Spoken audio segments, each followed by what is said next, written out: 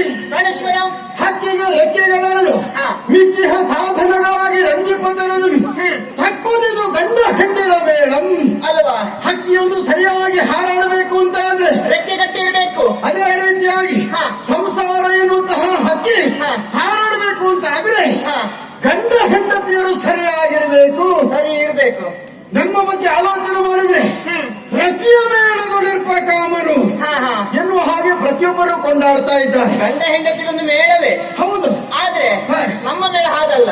ಈ ಗಂಡ ಹೆಂಡತಿ ಮೇಳ ಹೇಗೆ ಪ್ರಾಯ ಆಗುವಷ್ಟು ಸಮಯ ಮಾತ್ರ ಅವ್ರ ಮೇಳ ಇರ್ತದೆ, ಮತ್ತೆ ಒಂದೊಂದ್ಸತಿ ಮುಖ ಆಚೆ ಈಚೆ ಇರ್ತದೆ. ನಮ್ದು ಹಾಗಲ್ಲ, ಇದು ಹೊಸ ನಗರ, ಯಾವಾಗ್ಲೂ ಹಳತಾಗ್ಲಿಕ್ಕೆ ಸಾಧ್ಯ ಇಲ್ಲ. ನಮ್ಮ ಮೇಳದ ಹಾಗೆ ಇನ್ನೊಂದು ಮೇಳ ಉಂಟಾ?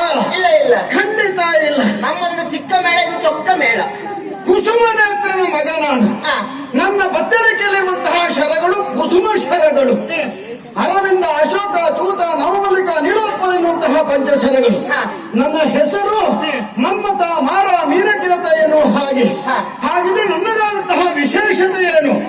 ಮಿಕ್ಕವರ ಬಾಣದಿಂದ ಒಂದು ಎರಡಾದ್ರೆ ನನ್ನ ಬಾಣದ ವಿಶೇಷತೆ ಎರಡಿದ್ದನ್ನು ಒಂದು ಮಾಡ್ತದೆ. ಮೂರನೇದಾದಂತಹ ಒಂದು ಜೀವಿ ಉತ್ಪತ್ತಿ ಆಗುವುದಕ್ಕೆ ಕಾರಣಕರ್ತ ನಾನಾಗಿದ್ದೇನೆ. ನಿಮ್ಮ ಹೆಸರು ಎಷ್ಟು ಜನ ಬದುಕ್ತಾ ಇದ್ದಾರೆ ಗೊತ್ತುಂಟಾ? ಲೋಕದಲ್ಲಿ ಒಬ್ಬ ಚಂದದ ಹುಡುಗ ಬರ್ಲಿಕ್ಕಿಲ್ಲ. ಹೇಳುದೇನು, ಅಪ್ಪ ಹುಡುಗ ಎಷ್ಟು ಚಂದ ಇದ್ದಾನೆ, ಚಂದ ಅಂದ್ರೆ ಎಷ್ಟು ಚಂದ, ಮನ್ಮಥನಾಗಿದ್ದಾನೆ. ಒಂದು ಮಗು ಹುಟ್ಟಿತು ಅಂತ ಆದ್ರೆ, ಗಂಡು ಮಗು ಆದ್ರೆ ಅದರ ಮುಖವನ್ನು ನೋಡಿದ ತಕ್ಷಣ ಈ ಮಗು ಮನ್ಮಥನ ಹಾಗುಂಟು ಎನ್ನುವ ಹಾಗೆ ಹೇಳ್ತಾರೆ. ಹೌದು, ಒಂದು ಹೆಣ್ಣು ಮಗು ಹುಟ್ಟಿದ್ದು ಅದರ ಮುಖವನ್ನು ಕಂಡಾಕ್ಷಣ ಇದು ರತಿಯ ಹಾಗುಂಟು ಎನ್ನುವ ಹಾಗೆ ಕೊಂಡಾಡ್ತಾರೆ. ಇರುವುದಕ್ಕೆ ಸಾಧ್ಯ ಉಂಟು ಹೇಳಿ? ಶರದಿಗೆ ಶರದಿಯೇ ಸರಿ, ಹೌದು, ಗಗನಕ್ಕೆ ಗಗನೇ ಸರಿ, ನಮ್ಮ ಜೋಡಿಗೆ ನಾವೇ ಸರಿ. ಹಾಗಿದ್ರೆ ಉಪಮೆ ಕೊಡುವುದಕ್ಕೆ ಮುಂದಾದಂತಹ ಸಂದರ್ಭ ನಮ್ಮ ಹೆಸರುಗಳು ಮುಂಚೂಣಿಯಲ್ಲಿ ಇರ್ತದೆ. ಚಂದ ಇದ್ದೇವೆ ಅಂತ. ಹೌದೇ ಹೌದು. ನನ್ನನ್ನು ಆರಾಧಿಸುವಂತಹ ವರ್ಗ ಎಷ್ಟು ನೋಡು. ನಮ್ಮದಾದಂತಹ ಕುಸುಮಾವತಿ ಪಟ್ಟಣಕ್ಕೆ ಬರುವವರೆಲ್ಲರೂ ನಮ್ಮ ಆರಾಧಕರು. ಸಮಸ್ಯೆ ಇದೆ ಗೊತ್ತುಂಟ? ಕೆಲವರು ನಿಮ್ಮನ್ನು ಆರಾಧಿಸುತ್ತಾರೆ, ಕೆಲವರು ನಿಮ್ಮನ್ನು ವಿರೋಧಿಸುತ್ತಾರೆ. ಯಾಕೆ ಆರಾಧಿಸುವುದು ಯಾಕೆ? ಒಳ್ಳೆಯದಾಗಬೇಕೆಂಬುದಾಗಿ. ವಿರೋಧಿಸುವುದು ಯಾಕೆ? ಕೆಲವೊಮ್ಮೆ ನಿಮ್ಮ ಬಗ್ಗೆ ಅಪವಾದ ಬರ್ತದೆ. ಏನಂತೆ? 16 ವರ್ಷದ ಹುಡುಗಿಯೊಬ್ಬಳು 60 ವರ್ಷದ ಮುದುಕನ ನೀವು ಓಡಿ ಹೋದಳು. ಇದಕ್ಕೆ ಕಾರಣ ಏನು? ನಿಮ್ಮ ಶರದ ಪ್ರಭಾವ. ಮನ್ಮಥನ ಬಾಣ ಪ್ರಯೋಗ ಆಯಿತು ಅಂತಾದ್ರೆ ಆ ರೀತಿ ವ್ಯತ್ಯಾಸಗಳಾಗ್ತದೆ. ನೋಡುತ್ತೆ ನಮ್ಮ ಸಭೆಯನ್ನು, ಇವರಿಗೆಲ್ಲ ಒಂದೊಂದು ಬಾಣ ಪ್ರಯೋಗಿಸೋಣವೇ. ಇದ್ದದೇ ನಮ್ಮ ಸಭೆ ಇಷ್ಟಿದ್ದಾರೆ, ಎಲ್ಲ ಅವರು ಹೋಗಬೇಕು. ಯಾವಾಗ ಸಮಯಕ್ಕೆ ಸರಿಯಾಗಿ ಹೋಗಬೇಕು. ಈಗಲೇ ನಾವು ಕಳಿಸಿದೆವು ಅಂತಾದ್ರೆ ನಮ್ಮನ್ನು ನೋಡುವುದಕ್ಕೆ ಯಾರಿದ್ದಾರೆ ಅಲ್ವಾ? ಅದು ನೋಡು, ಹಿಂದೆ ಕುಳಿತವರಿಗೆ ಒಂದೊಂದು ಬಾಣ ಪ್ರಯೋಗಿಸೋಣವೇ. ಅಲ್ಲ, ನೀವು ಅವರಿಗೆ ಬಾಣ ಬಿಡುತ್ತೀರಿ, ಮತ್ತೆ ನಮ್ಮನ್ನು ಆಡಿಸೋರು. ನಮ್ಮನ್ನು ಹೊಗಳುವಂತಹ ಅವರಿಗೆ ಅವರು ಹೋಗಬಾರ್ದು, ಇವರು ಹೋಗಬಾರ್ದು. ಕೆಲಸ ಮಾಡುವ, ಏನು ನಮ್ಮಿಬ್ಬರಿಗೆ ಬಾಣ ಬಿಟ್ಕೊಡುವ. ಪ್ರಪಂಚದಲ್ಲಿ ನನ್ನನ್ನು ವಿರೋಧಿಸುವಂತಹ ವರ್ಗ ಯಾರೂ ಇಲ್ಲ. ಇಲ್ಲ. ಹಾಗೆಂತ ನನ್ನ ಬಾಣಕ್ಕೆ ಕಟ್ಟಬೀಳದೆ ಇದ್ದಂತಹ ವ್ಯಕ್ತಿಗಳು ಶಕ್ತಿಗಳು ಯಾವುದೂ ಇಲ್ಲ. ಇಲ್ಲ. ನನ್ನ ಹೆಗ್ಗಳಿಕೆ ಬಗ್ಗೆ ಹೇಳಿಕೊಳ್ಳುವುದಿದ್ರೆ ಹಾ. ನನಗೆ ನಾನೇ ಸರಿ. ಹೌದು ಸ್ವಾಮಿ. ಹಾಗೆಂತ ಕುಸುಮಾವತಿ ಪಟ್ಟಣದಲ್ಲಿ ಸಂತೋಷದಿಂದ ಕಾಲಹರಣ ಮಾಡ್ತಾ ಇದ್ದೆ. ನಮ್ಮ ಸ್ವರ ಮೀರಿನ ಸ್ವರ ಕೇಳ್ತಾರೆ. ಈ ಸ್ವರದ ಪರಿಚಯ ನನಗುಂಟು. ಹಾ. ಯಾರೋ ಪರಿಚಯದವರೇ ನಮ್ಮ ಮನೆ ಬಾಗಿಲಿಗೆ ಬಂದಿದ್ದಾರೆ ಅನ್ನೋದು ಸತ್ಯ. ಹಾ, ಈಗ ಹತ್ತಿರದಿಂದ ಕೇಳ್ತಾ ಉಂಟಲ್ಲ. ಹೌದು. ಎಂತ ಗೊತ್ತಿಲ್ಲ. ಹೋ, ಹೋ, ಹೋ. ಏಯ್, ನಿನ್ನಲ್ಲಿ ಮಾತು ಇದ್ಯಾರು ಮಾಡ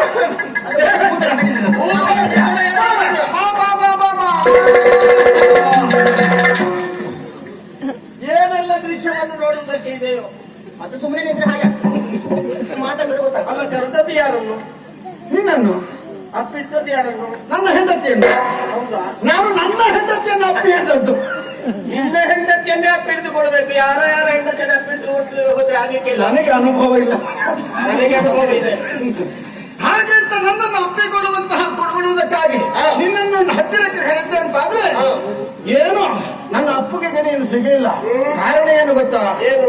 ನನ್ನನ್ನು ಅಪ್ಪಿಕೊಳ್ಳುವಂತಹ ಯೋಗವೇ ನಿನಗಿಲ್ಲ. ನೀನೊಬ್ಬನೇ ಬಂದಿದ್ದೀಯ. ನಿನ್ನ ಹೆಂಡತಿ ಶಚಿಯಲ್ಲಿದ್ದಾಳೆ. ಈಗ ತಿರುಗಾಟಕ್ಕೆ ಹೊರಡುವಾಗ ಹೆಂಡತಿಯನ್ನು ಕರ್ಕೊಂಡು ಬರ್ಬೇಕೆನ್ನುವಂತಹ ಜ್ಞಾನ ನಿನಗುಂಟ? ಖಂಡಿತ ಹೌದು. ಹಾಗಿದ್ರೆ ಶಚಿ ಇಲ್ವಾ? ಸಚ್ಚಿ ನನ್ನ ಜೊತೆಯಲ್ಲೇ ಇಲ್ಲ. ಶಚಿ, ನಮ್ಮ ಮನೆಗೆ ಅತಿಥಿಯಾಗಿ ದೇವೇಂದ್ರ ಬಂದಿದ್ದಾನೆ. ಅದು ನಾನು ಕುದುವಳಿಸ್ತೇನೆ. ಅವನಿಗೆ ಬೇಕಾದಂತಹ ಉಪಚಾರವನ್ನು ಮಾಡಬೇಕು. ಅದಕ್ಕಾಗಿ ನೀನು ಒಳಗಿದ್ದಕ್ಕೂ ಏನು ಬೇಸರ ಆಯ್ತಾ?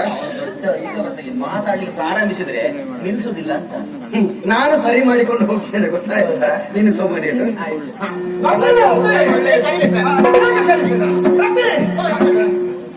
ಹೋಗು ಹೋಗು ಹೋಗು. ಇಂದ್ರ, ಬಾರಯ್ಯ. ಏನಾಗಬೇಕು ನನ್ನಿಂದಲೇ ಏನಾಗಬೇಕು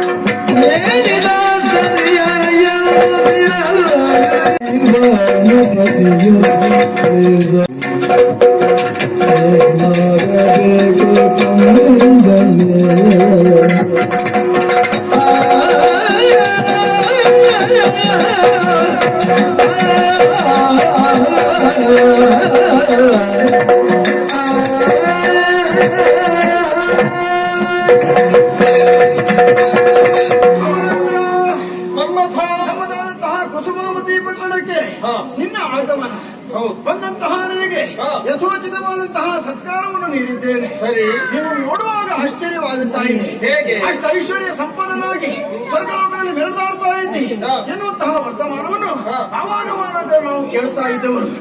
ನೀನು ಬರುವಂತಹ ಸಂದರ್ಭ ಸದಾ ಹಸನ್ಮುಖನಾಗಿ ಬರಬೇಕಿತ್ತು. ಅದರ ಬದಲಾಗಿ ನಿನ್ನ ಮುಖವನ್ನು ನೋಡಿದ್ರೆ ಮಾಡಿ ಹೋಗಿದೆ. ಯಾವುದೋ ಒಂದು ಕಷ್ಟಕ್ಕೆ ನೀನು ಒಳಗಾಗಿದ್ದಿರುವುದಂತೂ ಸತ್ಯ. ಕುಸುಮಾವತಿ ಪಟ್ಟಣಕ್ಕೆ ನನ್ನ ಬಳಿಗೆ ಬಂದ ಬಳಿಕ ಯಾವುದೇ ವಿಚಾರವಾಗಿ ಯೋಚಿಸುವಂತಹ ಅಗತ್ಯವಿಲ್ಲ. ಏನೇ ಕಷ್ಟ ಬಂದಿದ್ದರೂ ಕೂಡ ನನ್ನಲ್ಲಿ ಹೇಳಿಕೋ, ಕಷ್ಟವನ್ನು ಪರಿಹರಿಸಿಕೊಡ್ತೇನೆ. ಲಾಲಿಸಬೇಕು. ಲಾಲಿಸಿಕೆ ದಯದಿ ಸಂಪೂರ್ಣಶೀಲ ಕೃಪಾ ಶರದಿ ಸಂಪೂರ್ಣಶೀಲ ಕೃಪಾ ಶರದಿ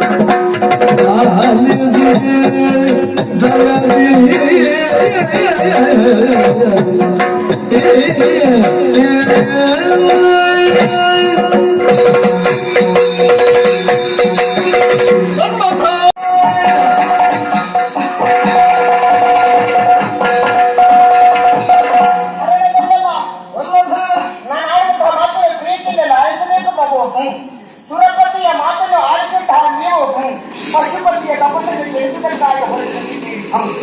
ಎಲ್ಲವನ್ನೂ